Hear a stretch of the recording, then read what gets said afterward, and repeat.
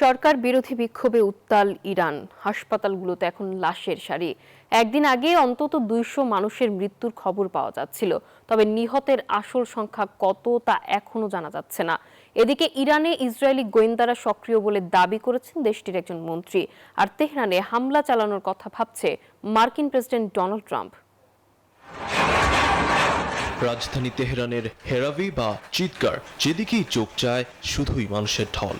শনিবার রাত থেকে আবারও রাজপথ দখলে নিয়ে সরকার বিরোধী বিরামহীন স্লোগান দিচ্ছেন হাজারো আন্দোলনকারী। তাদের মূল দাবি, বিদেশি গোষ্ঠীকে অর্থায়ন না করে আগে বাঁচাতে হবে দেশের ভেঙে পড়া অর্থনীতি।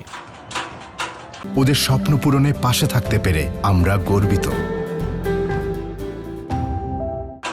রাজপথের এই উত্তাপ গিয়ে ঠেকেছে হাসপাতালের মর্গে। নিরাপত্তা বাহিনীর কঠোর অবস্থানে মেঝেতেই স্তূপ হচ্ছে লাশ। চিকিৎসকরা বলছেন আহতদের ভিড়ে চিকিৎসা দেয়াই দায়। অনেকের বুকেই সরাসরি বিদ্ধ হয়েছে গুলি।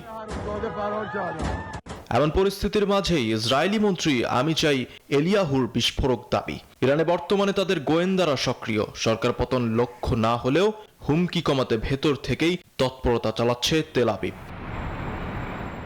অন্যদিকে পরিস্থিতিকে স্বাধীনতার পথ উল্লেখ করে ইরানিদের সহায়তায় যুক্তরাষ্ট্র প্রস্তুত বলে জানিয়েছেন ডোনাল্ড ট্রাম্প। তেহরানের দাবি, পশ্চিমা বিশ্বের ইন্ধনেই এই আন্দোলন রূপ নিচ্ছে সহিংসতায়, আর তা দমন করা হবে কঠোরভাবেই।